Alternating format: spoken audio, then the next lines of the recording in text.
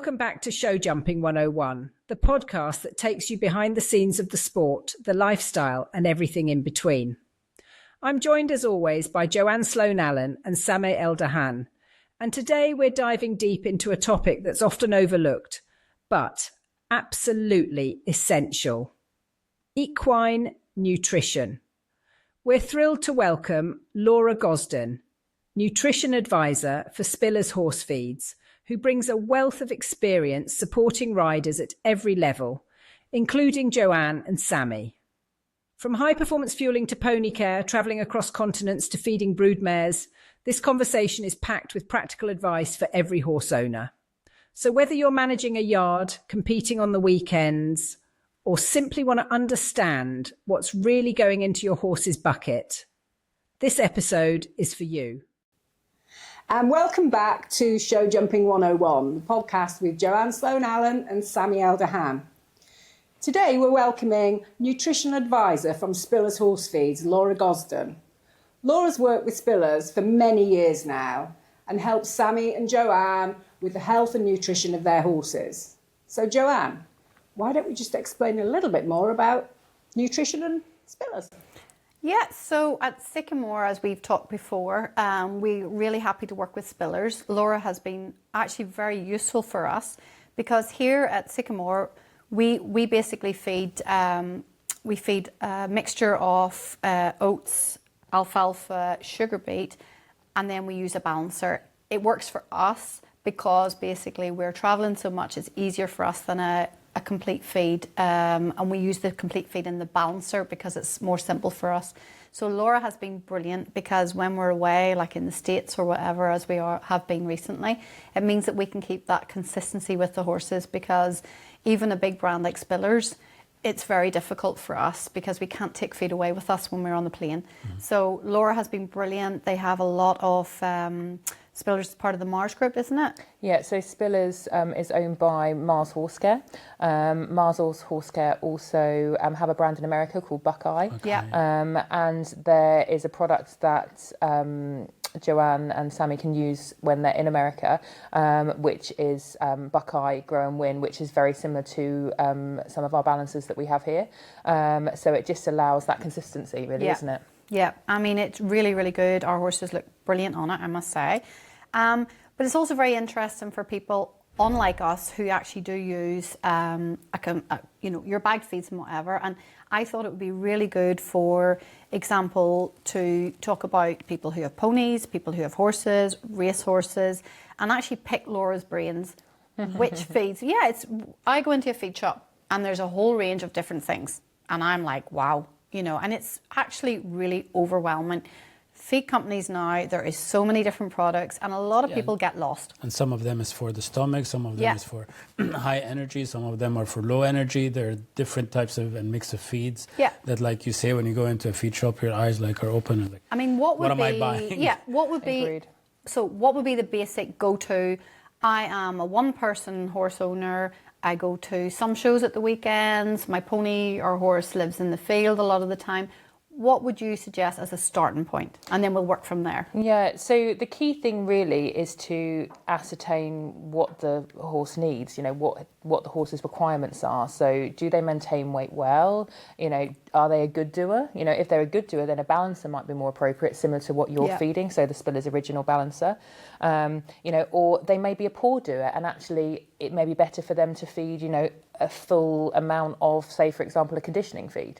So it's just finding out, what the workload is, what they need, do they need specific functional ingredients? So as Sameh was saying, have they got, gut issues? Have they had problems with ulcers, for example, in the past? Would something like an ulcer balancer be more suitable? Or maybe an ulcer fibre if they're a poor doer that's had ulcers. So it's just very much about trying to ascertain what's the most appropriate feed for one horse. And there's always so many different ways of doing things. Yeah. And I think that's the key thing to remember. I'm not someone that bashes other brands. I think it's there's so many products on the market, and I think it's so appropriate to feed what's most suitable for a horse, and also forage. Just making sure they get adequate forage. You're a strong believer in that yourself. You use lucerne or sugar beet, these are all forage sources. And just making sure that they have either ad lib, hay or haylage, or controlled levels depending on, if they're good doers. Yeah, we've actually touched on this quite a bit. And it's really important for me is the horse's environment and whatever we've talked before. A lot of people don't realise that horses they haven't evolved that much. We were talking previously there, and horses basically need a lot of forage and their systems, the way they're evolved. People don't realise. I have a question actually on this, because we see a lot, especially at the shows, that, grooms are feeding their horses a huge amount of hay at a certain time and then nothing for a long time. Is it better little and often, or is it better? We feed little and often. That's what we do. But there's always this question that, and like you say, there's not really a certain way of doing things. But all I know that horses, if they're in the field, they'll be having their heads down and munching at the grass all day. So we try to implement the same kind of environment when they're living outside, also inside. I mean, everyone's situation is different, and particularly like feeding systems in the UK, where people are going down to feed their horses twice a day. It's not so easy in those situations. How can they help? Exactly. Whereas you're obviously in a situation where you can offer that trickle feeding, and I think that's great. Little and often is, like you say, the way that horses have evolved.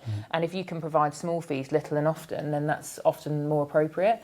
But it's just making sure that they're getting adequate levels of forage, because we do see horses that aren't perhaps getting enough forage, and we also see the other end of the spectrum. I see a full array in my job role, of horses that are getting too much, and we're having to look at like restriction diets to try and reduce calorie intake. So it's really important to just make sure that forage is at the forefront of mind, and that feeds, complementary feeds are being fed in addition to that. Yeah, and I mean, for example, it could even be as simple as a small whole hay net, put a few of those up. Would that be a good idea for someone? Yeah, so small holes it's one way of trying to slow trickle feeding, trying to slow horses down. Because not everybody, as you say, is like, there's some people that at the end of the day, the horse has to kind of fit around their schedule as well, which we understand. I mean, they're all trying to do the best for their horse. Absolutely.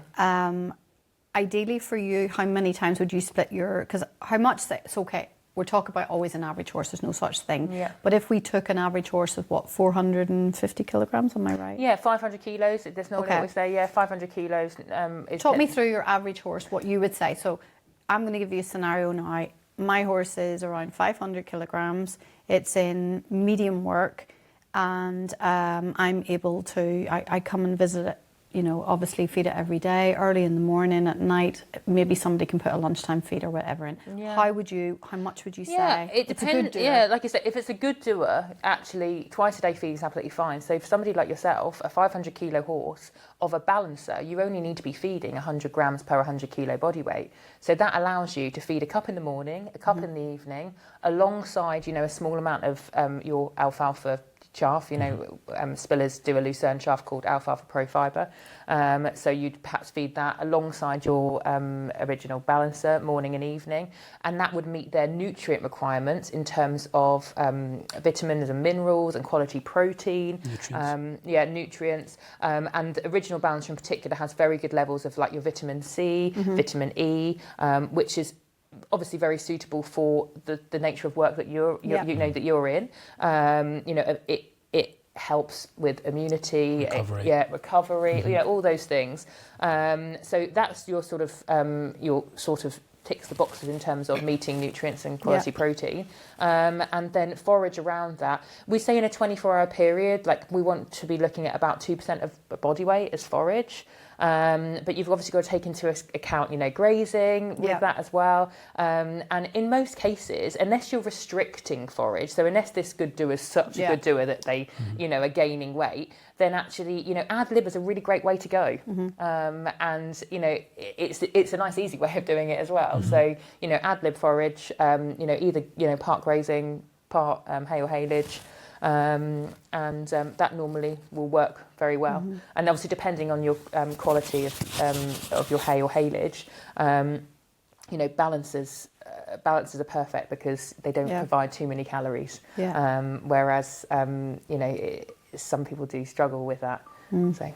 And then actually another example actually, so you and I were having a quick chat before we got started. We had one mare that actually had azoturia, she tied up. Yeah. And that's something where basically the muscles, there's too much lactic acid in the muscles or whatever. It's a high level of protein, isn't it? Yeah. Whenever they tie up. Azoturia is a high level of protein, isn't it? Yeah, There's various causes of it, isn't there, or whatever? So in terms, from a dietary perspective, in terms of what we recommend for horses that tie up, is just looking at that low starch, high oil, high fibre option. Obviously, the product depends on if that horse is a good doer or a poor doer. That's we were what discussing, talking about. weren't we? Yeah. Because we have one horse that basically, when she comes in off the field, she's fat. But then when she travels with us, then we have to then obviously give her more. But we're very conscious now of making sure that we don't. She doesn't end up in the same situation. So we were talking about this, and you were talking about that new product, the Alfalfa Ultra, was it? Yeah. So I was talking to Joanne about a couple of options, but using the original balance that they currently have, which is available to them and they can get abroad, and then using alfalfa, which is a really good source of quality protein, alongside that. So the alfalfa pro fibre, and then if they need more calories for when she's travelling or out at work, then to have something in their back pocket, which is our Ulcer Power Cubes. Okay. They're used very successfully in racing for horses that tie up and have gastric ulcers. They have a low starch level, and that really helps. If you've got a horse that ties up, and also in the amounts that you're feeding very small quantities, so the amount of starch per meal is low.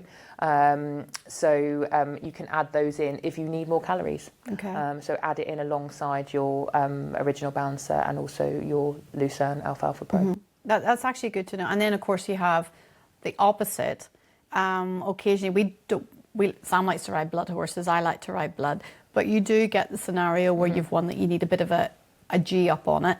So what would be performance anyway? You always want a high energy horse, because obviously they have to jump over a weekend, maybe 3 or 4 rounds. Stamina. So they need something for stamina. You need something for maybe slow energy release over the weekend. Slow and things release like energy. Yeah. So like I say, when you go to a feed shop, there's a lot of options. And like you say, also it's depending on your horse and what you're trying to achieve. So it's something I think is interesting for people to understand the difference between, those types of feeds. What do they need for like high performance horses? Also, we don't want people changing feed, because sometimes people think, okay, my pony, so during the week I'm going to give it this, but at the show it's going to need, and a lot of people make the mistake of actually, which we know, obviously, you don't want to make dramatic changes, but what would you suggest then for people? Obviously, it's like I need to give it this. But how long does it take actually from we feed it to actually getting the result? Yeah, the main thing is that you do a gradual changeover if you're going to make any adjustments, and that needs to be done over a period of time. It can't be something that happens quickly. In terms of feeding for performance, we've got a variety of different performance feeds. Like obviously you feed the way you do because of the nature of being an international show jumper and going all over the world. But if for a general competition rider here in the UK, for example, we have a range of comp feeds, including a product actually called Stamina, Stamina Plus Cubes, and they contain a controlled level of starch, and it's slow releasing energy from fibre and oil, so they're not going to exacerbate any excitable behaviour, and that will just provide them with all the nutrients and everything they need, and that energy in the tank, so that slow release energy. And then we also have a performance mix. So for those horses, similar to the way you feed oats, because obviously you can get them anywhere in the world. But we have a performance mix, which is more suitable for those horses that are laid back, that are lethargic, that do need a bit more energy. Actually, they are more suited towards using a performance mix. So that's an option. And then finally, mashes. And mashes have become a real big thing for us in the last few years as a business. And we have a product called Perform and Restore Mash, which is an amazing product, and acts as a recovery mash. Okay. So we recommend to customers, similar to how you were just saying, that they actually introduce it into their diet, ahead of time, so that they're not just having a change to diet. Yeah. Even if it's in just a low level, then obviously you can increase it when required. But that will just give the horse. It gives them some nutrients, but it also has electrolytes in there. It encourages hydration because obviously add water to it. The Spillers Performance range is very good if you do have a performance horse that you want to address that. Talking about mashes, actually, which is quite important. I see it a lot nowadays because, horses are on the trucks a lot, going from one show to the next. And a lot of grooms introduce mashes just on the traveling days because it's a form of hydration. Yeah. But in my opinion, if they're on a different kind of feed and you change that feed just for the traveling, the few days traveling, is it beneficial? Yeah, we've had quite a few discussions about this. Or is it actually an adverse effect because you're changing their types of food? Yeah, we always recommend that you introduce it into the ration. Exactly, yeah. Ahead of time. And then you can obviously increase the quantities at a later stage. But yeah, that's what we would recommend. Yeah. And then it's there. We've recommended it at a lot of shows. We've been having hydration stations actually at shows where people can take samples. And we always say to them, by all means take a sample, but we'd also encourage you to take this home, try it over a period of days. It's very much about introducing feeds gradually, just so you don't want to upset horses' tummies because then actually on the whole idea of hydration, something that we do, because obviously we were just in California and then we moved to Wellington, two completely different climates.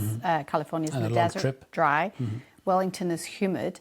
In California it was as much water and moisture we could get into the horses. We were feeding more water in the feed, so we were feeding a very wet feed, almost sloppy for the horses, just to encourage them, because horses, they don't tend to drink for thirst. Horses, they're a bit funny horses. We find if they stop drinking, it's very hard to get them to restart again. No, they don't drink to put their feet down. They drink just out of thirst. They drink out of thirst. So it's hard to get them to actually drink. Yeah, exactly. So if it's too dry, for instance, like in California, and they're working and they're sweating and all that, and they're losing a lot of nutrients and losing a lot of water, that's why we think always to try to wet the feed maybe a bit more than we would normally do. It's the same. It's the same kind of feed, just a bit more wet. Just to try to keep so like your mash, could we put that in a bucket of water or something just to encourage them? Or? Yeah, absolutely. You can feed it as long as you feed at least double the amount of water with it in terms of quantities. But a lot of people will just use a small amount of the mash in with their water just to encourage them. It's actually apple aroma. Okay, so that's a good idea. Yeah, so it's very palatable. And a bag does go a long way. So there'd be no, obviously there's lots of different legislations, what you're allowed to take abroad, etc. But there's no reason that you couldn't take some of that with you, where appropriate, if you can. Yeah, it might be interesting on truck stops. It's definitely worth exploring. Okay. Yeah, like when we have a stop when we're travelling, we always offer the horses water. Sometimes they won't actually drink. And especially another big thing that people don't notice is when we go away, the water, it's different taste. So if we're in a hard water area, soft, horses are actually quite fussy, on the smell. It takes them a while to get used to it. Maybe like a product like that might be a good idea, just that the water always smells the same consistency. Yeah, it will always smell of apples. So that's actually a good idea, maybe, as well. But then we have to obviously introduce it a bit in the feed, like small amounts in the feed that they're, your stomachs are used to it. So And in terms of, so do you find then, is there a big difference for you on our feeding now coming out of the winter time into spring? Is there anything that people now should be aware of, obviously with the spring grass coming through? A lot of ponies about now coming in. I mean, laminitis, things like that. That's a big thing. At this time of year, what should people be looking out for? What should they be thinking of? Yeah, it's a very big topic, and it's just be mindful when you're turning out. What sort of grazing you've got, and it's very much down to the individual horse. Most people, touch wood, that have horses that are laminitic, they monitor their grazing and they employ methods such as strip grazing or track systems. To ensure that they can control, grass intake and calorie content. So yeah, it's just about adopting those things, and then just, stressing balanced diet over anything else, really, just making sure they get all their vitamin and minerals. But yeah, it's just being mindful of it, really, more than anything. Because that's the worrying thing as well. Sometimes people get a little bit like, okay, so it's fat, they're worried about laminitis, but on the other hand, you have to also be mindful about getting the minerals and vitamins. If you completely cut everything, underfeed them. yeah. I mean, so what do I do if I have a fat pony? I'm worried about it, or a fat horse. I'm worried about this, but also I have to be. How do I get? What's the best thing to feed them to make sure? Again, are we back to balancers again? Yeah, back to balancers. So Spillers have a range of balancers. So you feed the original balancer, which is ideal for performance horses. But we also have lots of balancers which are suitable for leisure horses as well. So in particular, light and lean balancer, which is really good for good doers. Yeah. So yeah, all balancers are low calories. They contain a negligible amount of calories. But they do have quality protein and vitamin and minerals. In particular, the light and lean balancer has a very good level of lysine, and that just helps if we are restricting forage, just to ensure that they're getting adequate levels of the lysine, which is seen a lot in forage. So light and lean balancer at the recommended levels.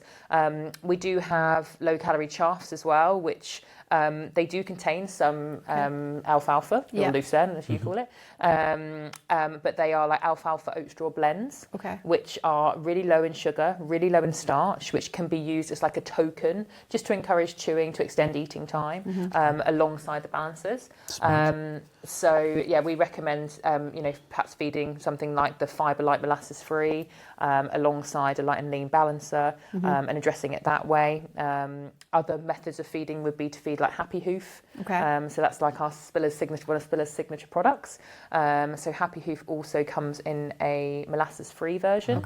And you can feed that as a complete feed, so at the recommended level if you didn't want to feed a balancer. So it's just a different way of feeding, really, but all of those are low calorie options. It's just amazing what feed companies have to go through and study to to bring up the best product for each individual horse. Well, look at us here. And again, that brings us round to, so then we have the other level here is our broodmares. So now, obviously, it's a balance as well with the broodmares. We can't have them too fat. Absolutely. But the last month, I suppose, is the most important time. They've gone through the winter. They're now getting ready to feed the foals. I mean, what should we be thinking of to prepare the mares in the best way? What would you suggest for that? Yeah, I think we've spoken about this in the past, haven't we? Yeah. And amongst our balancer range, we have a product called Grow and Win, which you obviously also source when you're abroad. You use the Buckeye version, but Spillers Grow and Win is a stud balancer, which provides optimum levels of nutrition, so vitamin and minerals, quality protein, everything that the horse needs in that late stage of gestation, and that will give them everything they need in terms of nutrients, and it doesn't provide oversupply in terms of calories. So if they're on good grazing, good forage, you can use this to balance. But then that. So once the foal's born, then do we need then to change to something else, or is that going to take it the whole way through? That's absolutely fine. Yeah, so you can use that on the way through. You may find that when the mare's got the foal at foot, they just need a few more calories. Yeah. The feeding levels of Grow and Win vary depending on the stage of pregnancy and lactation. So just ensure that you're following those. So you'll feed a bit more or a bit less, depending on the stage. Depending on the stage, and depending on what sort of calories they need. And it's also very much about knowing your horse. Some mares, when they are lactating, will run light and they'll need some, extra food. And it's not necessarily they need extra Grow and Win. They might be on the recommended level, but they may need some, additional Alfalfa Pro or, Lucerne. Yeah, so rather than, because, you always worry as well, obviously, you've got a big foal, it's taking a lot out of the mare. You can only give her so much feed, and sometimes they don't even eat a lot of the hard feed. Absolutely. So something like the alfalfa, we can put that even just feed it like on the ground as well as their hay? Yeah, or? well, yes, you can do. You can feed it in addition to, but you know, you can feed it alongside the growing win in their bucket feed. Okay. Just as a source of extra calories. They're already getting adequate nutrition from the growing win. You can rest assured that they're getting everything they need, and you can just add in some more calories with the Alfalfa Pro Fibre. And what about? It's a hot topic of people now. You go in and there are so many different supplements. I mean, there is a supplement for this, a supplement for that. Your average person, I know it's overwhelming, and I think sometimes we're in danger of, sometimes people don't realise, of feeding this and they don't read the ingredients and that. I mean, what advice would you have to anybody about supplements? Because this is a hot topic. We've had this discussion, haven't we? Many times. Over supplementation. Overdosing of a certain supplement as well, because it's in a few different supplements without even like reading into them. This, like, obviously whenever you go into a feed shop or a supplement shop, you find a supplement for joints, a supplement for energy, a supplement for breathing, a supplement for whatever. But some of those supplements have the same ingredients. And you're kind of thinking, oh, well, I need that. Oh, I need that. I mean, like, we're like, you know, there's a lot of times we're like, okay, hang on a sec, Yeah, it's an absolute minefield. I think the key thing is making sure that your diet is balanced, full stop, to start with. And that you know that you're ticking all the boxes in terms of vitamin and minerals, and quality protein or calories, really. And then you look at, you know, what might I need? So, you know, if you have a horse with respiratory problems, you know, it might be appropriate to then look at a respiratory supplement. Or, you know, if you have a horse where you're particularly concerned about joint health, then it might be appropriate to look at a joint supplement. But it's very much down to understanding individual horses, and I think from your guys' perspective, making sure you've got stuff that you can source all over the world. I think the key point is actually knowing your horse. Comes handy with everything. And obviously, if you're just a person that having horses as like leisure or hobby, then trying to understand your horse, but also seeking advice from professionals to give you the right, the right opinion about what your horse need. Feeding wise, supplementation wise, that you're not overfeeding or over supplementing, and then you end up with other problems that you could have avoided. It's overwhelming by for people, seeking the right opinion, you know. Yeah, it can be really overwhelming. We have a really good nutritional helpline, Spillers nutritional helpline, which if there's any customers that would like some advice, feeding advice, then by all means they can give us a call and we can discuss individual diets in more detail. We also do a weighbridge service. I was just actually going to say, I see a bag and I'm looking at my horse and I'm kind of guessing. And, you know, you don't want to fat shame them. Like, you know, I'm looking at mine, I'm kind of always, you know, it's a bit like us, we stand in the scales and somebody asks the weight, you always take a bit off, you know, I don't want to, you know, it's too fat.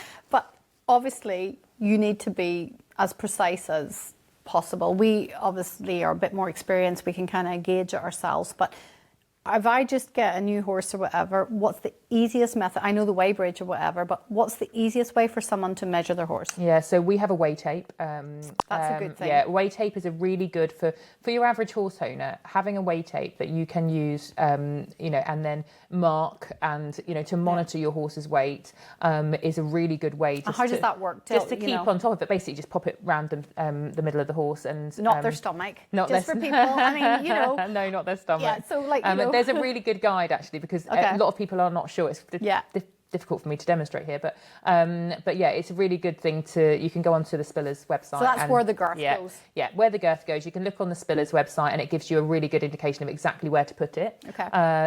And then you can obviously monitor. Mark if there. Yeah, you can monitor it going forward. Then once you know your starting point. Obviously, weigh bridges are amazing if you've got the opportunity to use that. You know, generally it's only the larger yards, like yourselves, and any horses. You know, over 10 horses, we would would be happy to come and weigh the horses.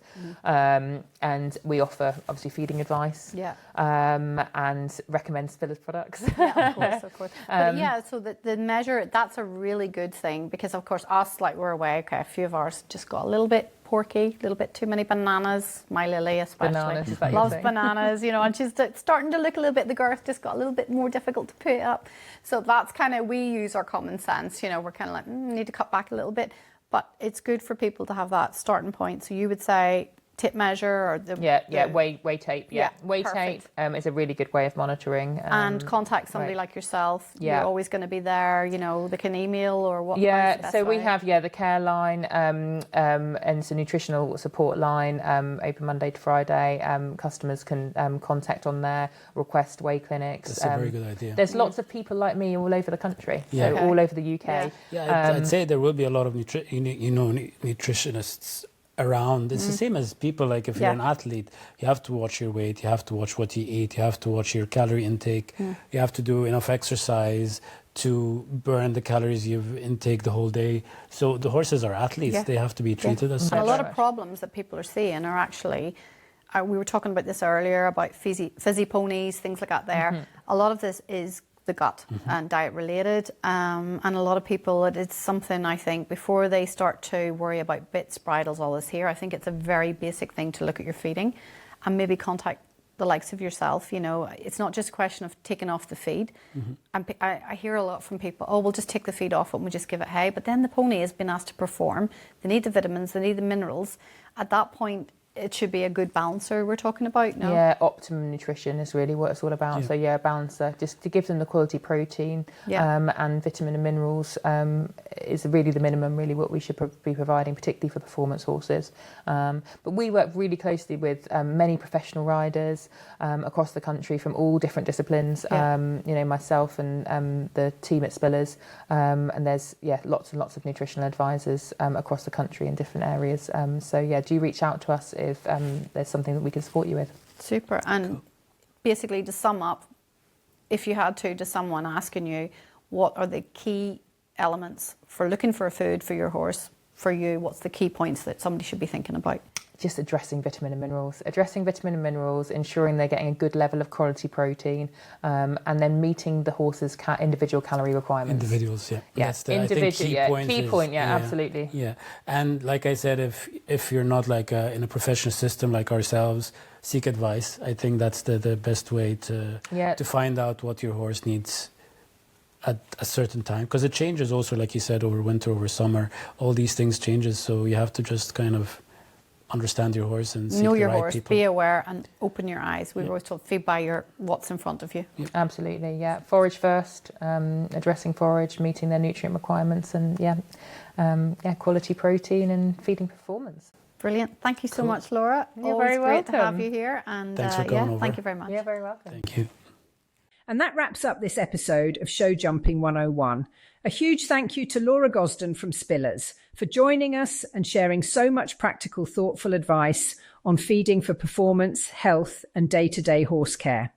From balancers and forage to travelling feeds and hydration hacks, I think it's fair to say we've all come away with a deeper understanding of what goes into keeping our horses looking and feeling their best. If you enjoyed the episode, don't forget to hit follow, leave us a review, and share it with anyone who might find it useful.